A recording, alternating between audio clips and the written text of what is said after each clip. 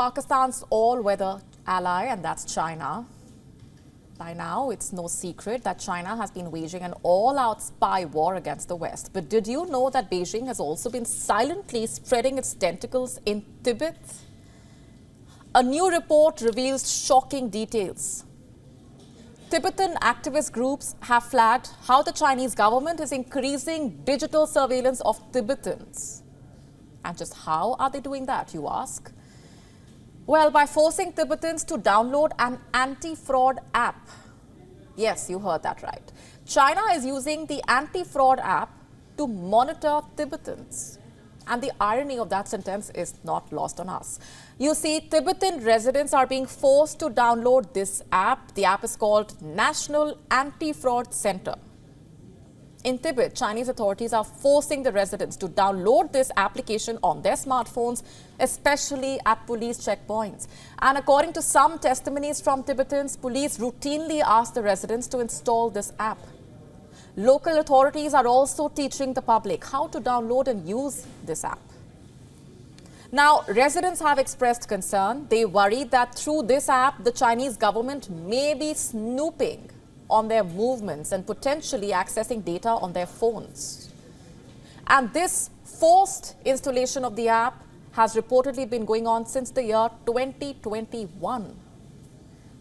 Activist group Tibet Watch and Tibet-focused research network called Turquoise Roof found that the application looks a whole lot like a surveillance tool. It also has a built-in automatic voice recording and photo sharing functionality. Permissions given on the app could allow the app operators to access sensitive user data or have control over certain device functionalities as well.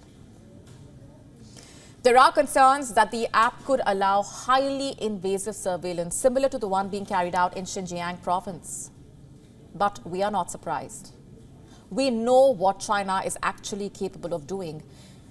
In the Muslim-majority region of Xinjiang, Uyghurs are subject to intense surveillance, among other rights abuses. This so-called anti-fraud app can monitor incoming text messages. It can actually access all call logs. It can access internet browser histories. It can also capture passwords. It can take photographs that would allow the app to gather visual data on the users and their surroundings.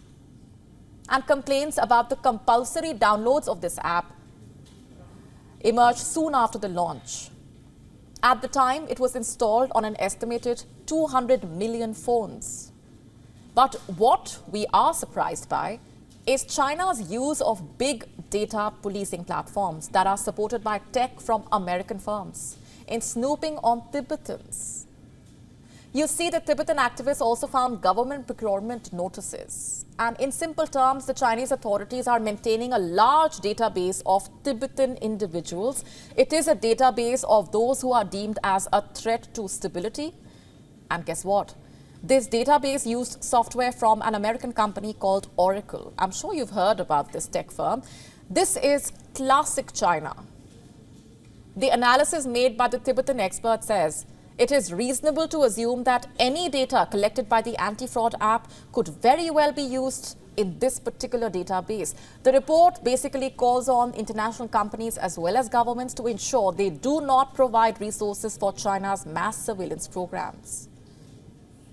Beijing has wielded a tight grip on Tibet since it sent in troops in 1950. Activists say China limits Tibetans' freedom of travel by controlling their passports.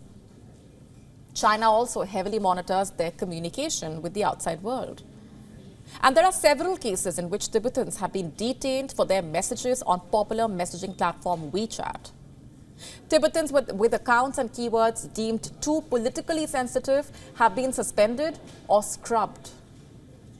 What Beijing is doing is forcing Tibetans to carry out self-censorship. It signals a distressing trend.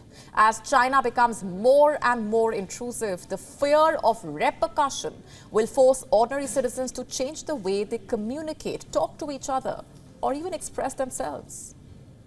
What kind of a society can actually thrive if people cannot even freely express themselves? WION now available in your country. Download the app now. Get all the updates on the move.